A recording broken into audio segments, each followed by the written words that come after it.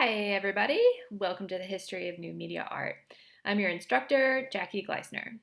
Over the past several lectures, we have been looking at video art, exploring different themes and trends since its emergence in the 1960s.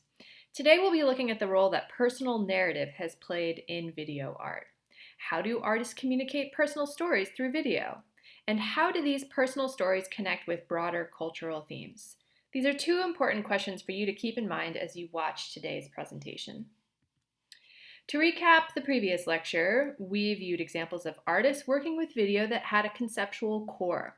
We started by looking at the works of conceptual artists such as John Baldessari. Next, we viewed feminist examples. Then we looked at Chris Burden's uncomfortably physical works, and we saw William Wegman's way of weaving humor into video. We examined the role that language and semiotics can play in video, and we closed the lecture by citing a few examples from the 1980s and 1990s. We're going to start analyzing personal narrative in video through the work of Bill Viola. But first, let's take a quick moment to address what is personal narrative. By personal narrative, I mean issues, stories, or experiences that are specific to a particular person. Bill Viola and his work are a prime example of this.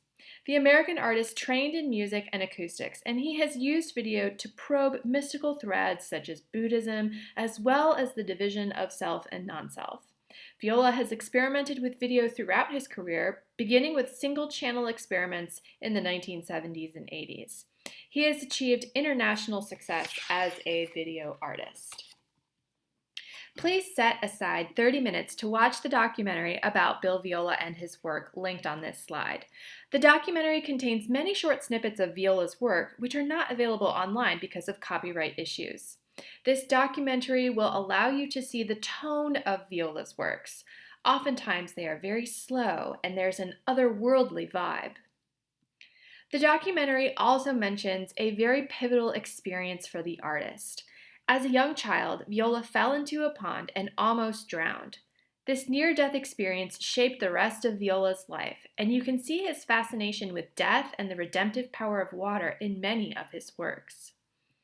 The presence of water enter his works over and over again, as do allusions to Christianity and Buddhism. You will notice images of crucifixions, fire, and of course water if you poke around Viola's website and from watching the documentary. During the last presentation, we saw work from Vito Acconci and Joan Jonas.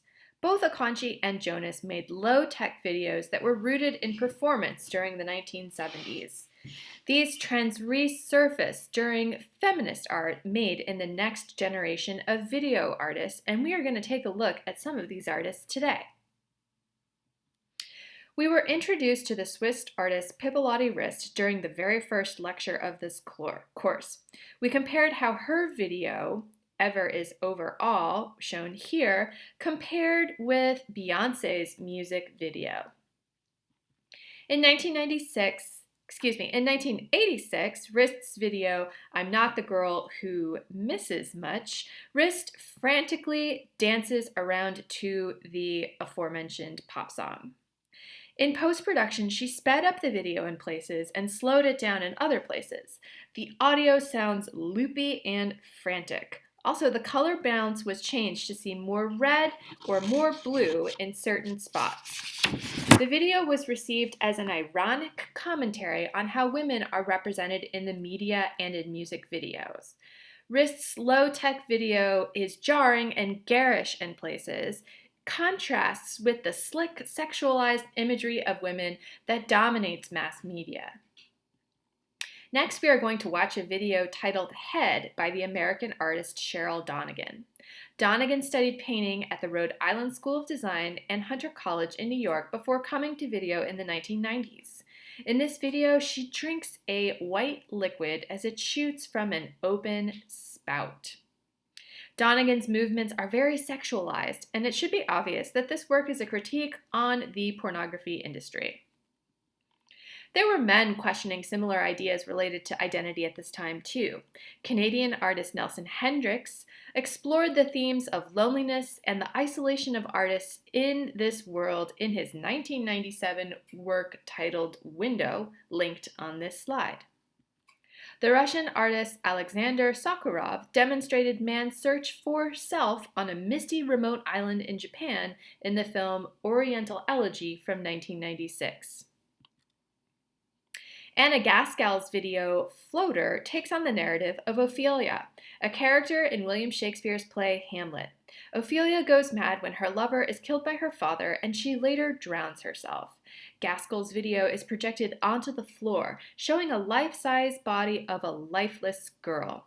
The viewer understands that the girl is dead, but the slow motion of the body in the water creates an eerie and unsettling feeling.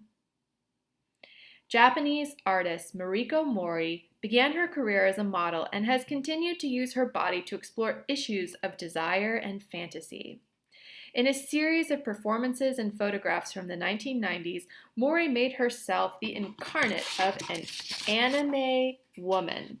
Play With Me from 1994 shows Mori dressed as a cyborg attempting to interact with a Japanese audience. In her 1996 video, Miko no Inori, Mori wears a silver wig and shiny white space outfit and rolls a glass ball around in her hands. The title translates to The Shaman Girl's Prayer, and the video takes place in Osaka's International Airport, which has been digitally transformed into a strange space. As with her previous series, Mori is somewhere in between a real person and a fantasized cyborg. She's at once ethereal and worldly, with simultaneous references to a fashion model as well as a spiritual goddess or fortune teller. In Douglas Gordon's work Fog from 2002, a young man's body is covered by mist, visible on both sides of a projection screen. While the videos are the same, they play slightly out of sync with each other.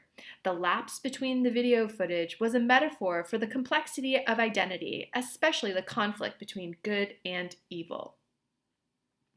Now let's take a moment to summarize what we have learned about video.